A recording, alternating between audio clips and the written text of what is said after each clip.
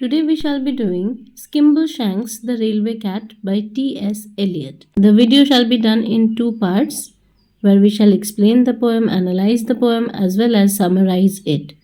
So getting on to the introduction of the poem. It's written by Thomas Stearns Eliot, that is T.S. Eliot. He was born on 26 September 1888 in St. Louis, Missouri, United States. But he moved to England at the age of 25 and became a British citizen.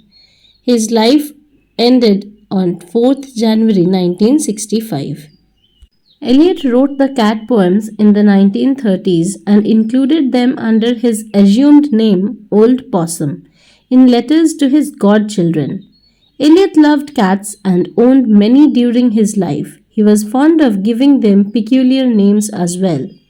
Skimbleshanks is a character in Andrew Lloyd Webber's 1981 musical Cats, which is based on Eliot's book.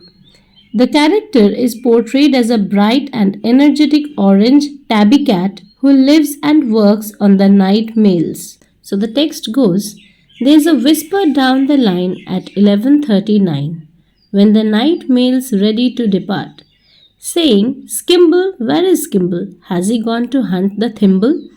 We must find him or the train can't start.'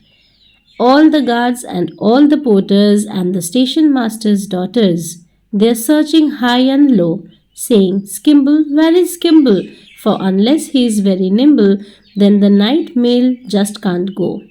At 11:42, then the signal's nearly due, and the passengers are frantic to a man. Then Skimble will appear, and he will saunter to the rear. He's been busy in the luggage van." The night mail, this is the first name of the train that we get, and we have to remember that various other names by which the train is referred to. Now, so at 11:39 p.m., the night mail is ready to depart. There's a huge commotion at the station and everybody is finding one single person, Skimble. Skimbleshanks, the railway cat. And they're finding him. All the guards, the porters, the station master's daughters, everybody, high and low. That means every nook and corner, every inch of the station, they are not leaving any stone unturned to find this cat, which clearly shows that definitely Skimbleshanks is somebody very eminent, and without him the train just can't go. So he might be probably the most important passenger on board. So everybody is restless and their murmuring and confused movements show that they are waiting for somebody eagerly and just waiting for the green signal for the train to depart. The overnight train is set for the north from London to Glasgow. It's going to travel. Finally, after all this search, everybody suddenly finds that Skimbleshanks is getting down. He's coming out from the luggage van. And he is nicely sauntering. That means he is very lazily, very leisurely walking. He is very slow and relaxed in his walk because he knows that what he is doing very particularly, and he isn't going to delay anybody or cause any harm to anybody, and therefore he is very confident of his movement. And they say that he must be very nimble. He has to be very agile and quick, otherwise they can't depart at the right time. So all their worries finally come to an end when they see him. He gives one flash of his glass green eyes and the signal goes, "All clear," and we are off at last for the northern part of the northern hemisphere. So I already told that towards the northern hemisphere the train is to depart, and when the moment he got down after the inspection of the luggage van, then he looked and signaled the station master, and therefore the station master declared all clear and the train was ready to depart, because perhaps without his signal the train could not leave. You may say that by and large it is Skimble who's in charge of the sleeping car express.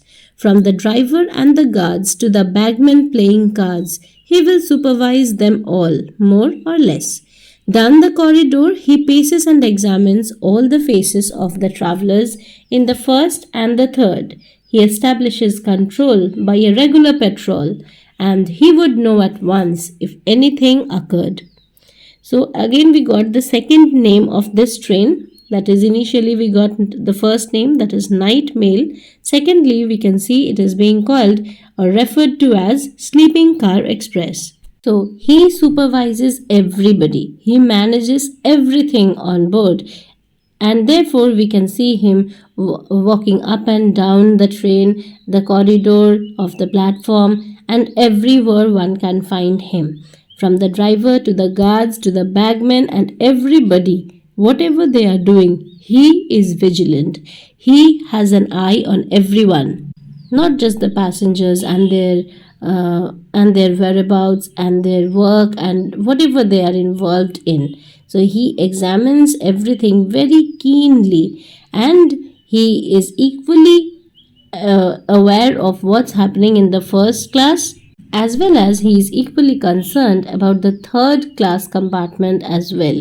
So he gives people equally his attention and takes care of them and their goodwill and their security. So he establishes control by a patrol. So therefore, through regular and constant patrolling and vigilance, he would make sure that everything is just perfect and nothing less than that. He will watch you without winking, and he sees what you are thinking, and it's certain that he doesn't approve of hilarity and riot. So the folk are very quiet. When Skimble is about and on the move, you can play no pranks with Skimbleshanks.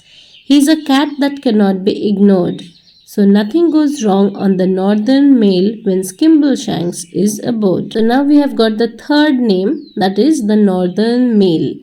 And therefore, it is said that without a wink, without blinking his eye, he constantly, very accurately, very minutely, and with rapt attention, he witnesses every happening and examines everything very vigilantly, and he just wouldn't accept anything less than perfection.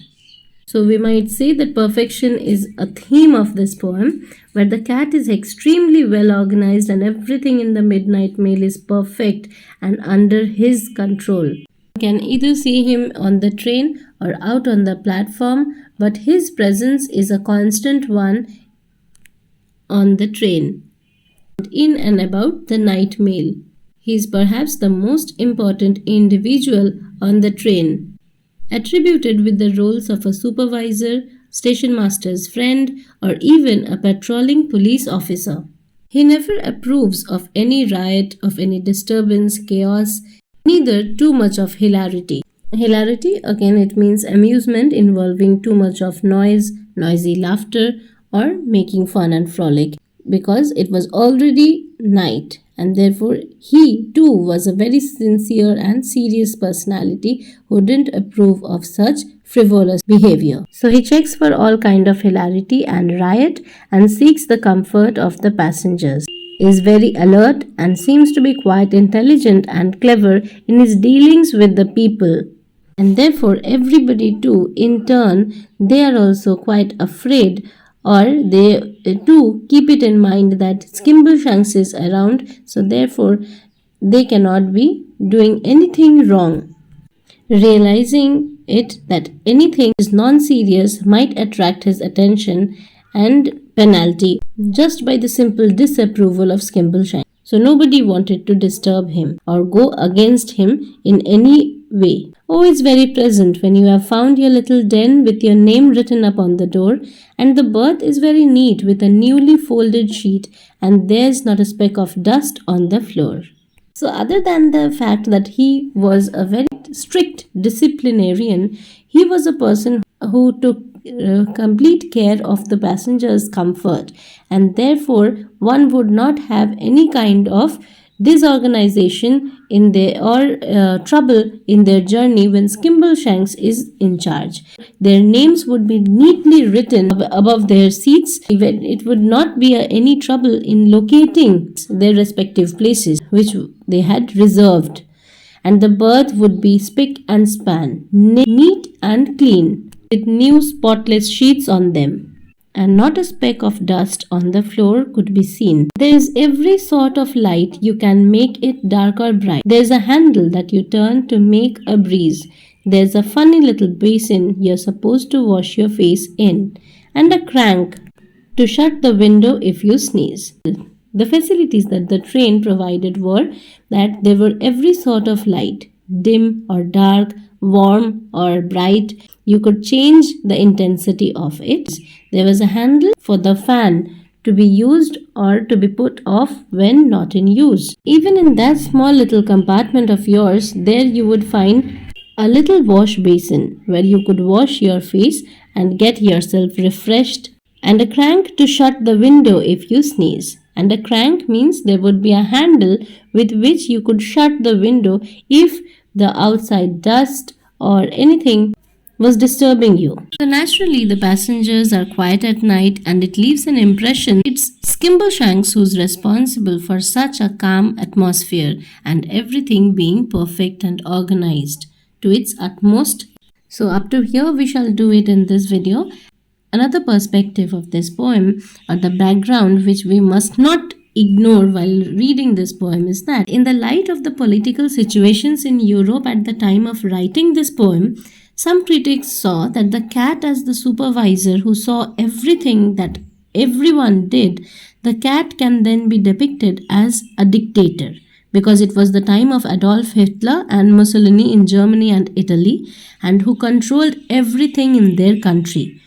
So by the lines that he will watch every word in the train and he sees what you're thinking, the cat can then be viewed as a mysterious character who is funny or silly in appearance but very serious in behavior, complete perfectionist, and he would not compromise with perfection. And in spite of the fact that he wanted complete control and exercised complete control over everything that would go around, but the passengers would not face any trouble, would not be disturbed to any extent. At the cost of the freedom of the passengers, because nobody wanted complete vigilance at every point of hour, but yet nobody could complain because their comfort was never compromised by even an inch. This is being projected through the metaphor of the cat, who is the main protagonist, Skimbleshanks, in this poem.